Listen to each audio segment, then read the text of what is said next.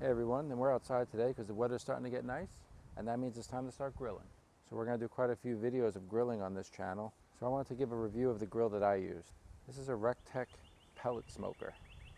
Had it for about 3 years, and it uses wood pellets to create heat and smoke to flavor your food. So there's no actual fire. So that could be a good or a bad thing. And a pellet is the same thing as a wood chip or a wood chunk. It's just compressed into pellet form. So the flavor is still there, and you could use all different types of flavored pellets. We'll get into that, the different types of food that will cook onto it. So the number one thing I like about it is the ease of use. It is really easy to use. You literally push a button and you're done. There's no propane, there's no charcoal, there's none of that. It's just pushing a button and you're good to go. So having said that, it is electric. So that's the first thing to consider, is you want to be near an outlet. So I didn't have an outlet where I wanted my Rec Tec smoker, so I had to run a line from another outlet so I could have power right near the smoker, so I'm not running extension cords through my yard. So that's the first thing to think of. So let's take a closer look at this. So one of the first things I noticed with these smokers is that they really look good. Like, this is after 3 years of heavy use, and it still looks relatively brand new. You know, it doesn't have really any markings. What I did do is, some of the paint was chipping, so I repainted it with high heat resistant paint, same I use in my wood burning fireplace. So I'm sure that'll help that a lot. This tray is really useful. It has a lot of space. You have one underneath to store stuff. When you're cooking, this works great. You could also store things on top of the CPU.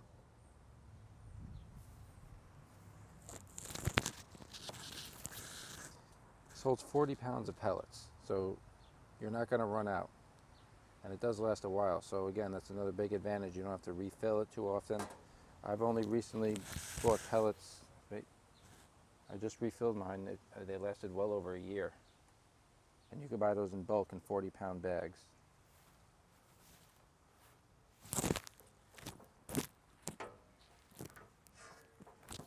So since there's no flame, you might ask, you can't get that nice grill marks on a burger or a steak.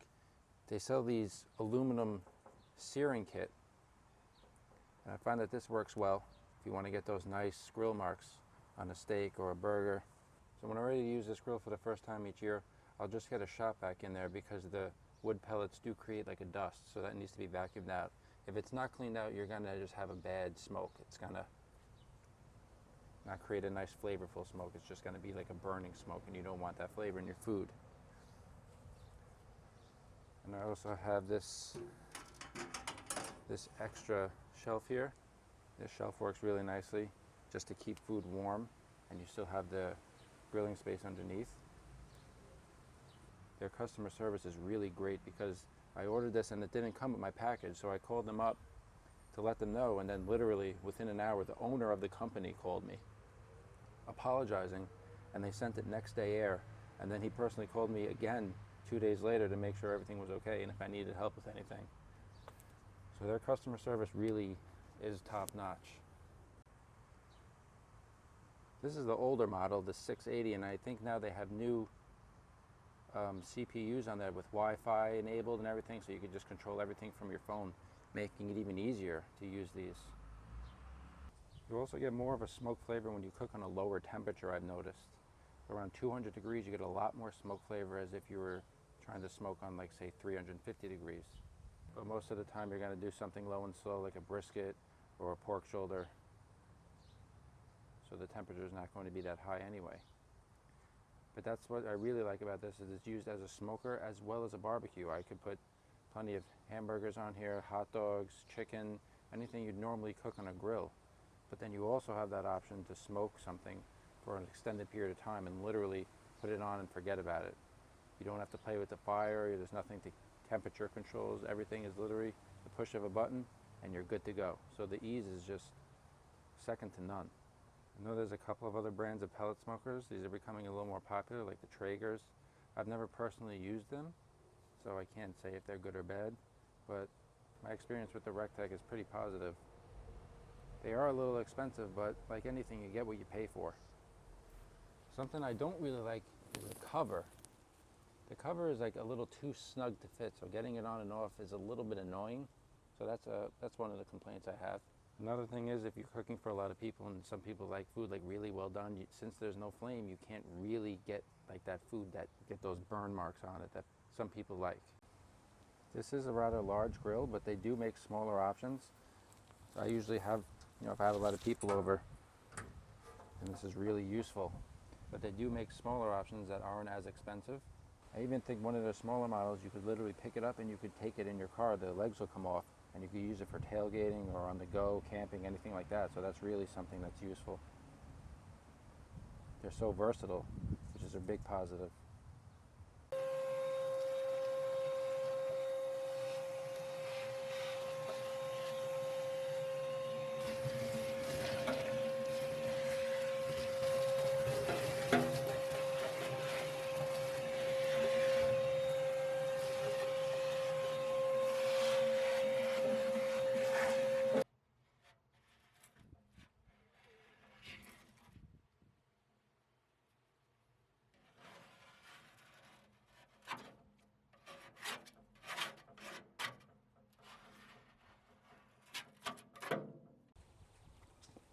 I took the drip pan out again that I lined with foil for easy cleanup, so you get a better look inside.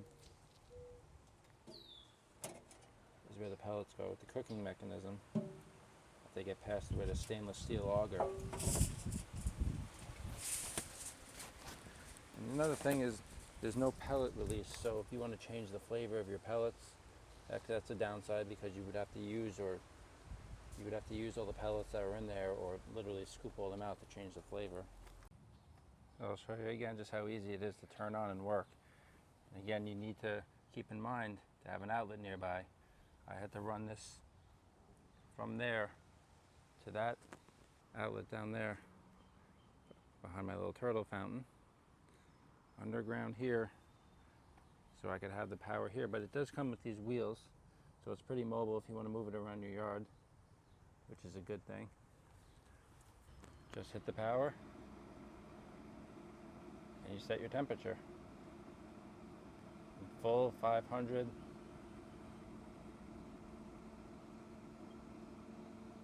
Down to whichever you want. And it'll show you the actual temperature inside the grill. And this is really accurate to within 1 degree of accuracy. And that really separates this from other pellet smokers, is the accuracy on the temperatures for the actual temperature inside of the smoker. So that really helps, especially if you're cooking something a long time. If you have a brisket on for 10 plus hours, you want to keep a consistent temperature. Also, I guess the downside is if you have it on a higher temperature, it does take a little while to heat up. So I'll put that to full and do a little time to see how long it takes to get to full temperature. So it's been 25 minutes since we first turned on the smoker. You see we're at 224 degrees. So at this point, we'd be ready to do a low and slow barbecue cook line, like a brisket or a Boston butt pork shoulder, some spare ribs, baby back ribs. But if you were using this for burgers or hot dogs or something, like if you were traditionally, for something a traditional grill would use, we're still gonna have to wait for this to go up a bit, so we'll see how long that takes.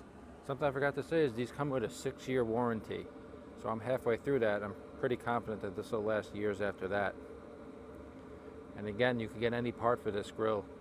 The customer service, they're really great. They'll be happy to help. And even if you're just thinking about getting this, you could talk to one of the representatives and they'll be happy to answer any questions.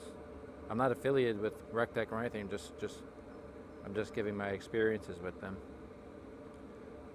So that's something to think about. If you had a propane grill, you'd have the heat right away and you'd be ready to start grilling. So the time in terms of waiting is a difference. If you had charcoal, it'd be less, but you'd have to set up your charcoal and get that hot and all that. But you are getting that smoke flavor for your burgers or anything, your chicken, hot dogs that you'd be grilling. Also, a lot of people give pellet smokers a bad rap that they're not real barbecue smokers. Old school barbecue pitmasters say that if you're not throwing wood, you're not barbecuing. And throwing wood means taking chunks of flavored wood and throwing them onto a fire to create smoke to cook whatever meat you're cooking on your smoker. And I had an offset smoker for years. That's what I learned to cook barbecue on. And I could tell you, just in terms of smoke flavor, not in terms of barbecue rubs or injections or sauces, anything like that, but just in terms of smoke flavor, is that this pellet smoker gives just as much flavor than an offset smoker, chunks of wood or wood chips or any of that. So having used an offset smoker for years, and now I've had this pellet smoker for years, I could tell you that the smoke flavor is just as good on this pellet smoker than I had. It's just as good on this pellet smoker compared to an offset smoker. This little opening is a nice feature if you want to put in an external thermometer to keep, to keep your probe in a meat that has a long cook time, so you don't have to keep opening and closing the lid. Because that's another downside with these. When you open up the lid, you're obviously going to lose a lot of heat. So you can't really keep it open too long. If you have burgers or hot dogs, chicken on there, you're going to lose the heat very quickly. So let's let this keep going and we'll see how long it takes to get to a full temperature. And you can see we're at 529 degrees. So with those searing kits, it's plenty hot if you want to get marks on a burger or sear a steak. That'll keep climbing. A couple of things you want to do. Inside in the ignition system where the pellets get heated, you want to make sure that that's as clean as possible. So even after I hit the shop vac and got all the dust out, you want to wipe it down as much as you can and get any pent up dirt that could be on there, because that's going to affect the heat. It actually affects the heat dramatically, because I had a little bit of dirt in there, a good amount of dirt in there, after a lot of use with this grill. And I couldn't really get past 400 degrees, I noticed. So that was all cleaned out, and now it shoots right up well past 500 degrees, as you can see. With a traditional propane or a charcoal grill, you keep it open, you still have that open flame, so the heat doesn't really get lost.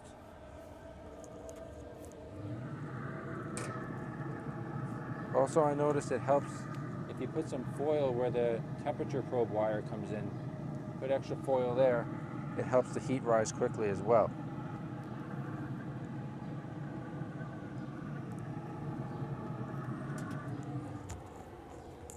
So you can see, just for a couple of seconds, we already lost 15 degrees.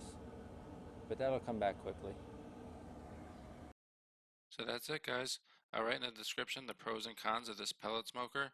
And I'm going to have plenty of videos coming out using this smoker for both low and slow barbecue and grilling. So make sure you're subscribed to the channel and you hit that notification bell. And whether you decide to buy one of these smokers or you think it's just not for you, I hope this video gave you some information and helped you out either way. And thanks for watching.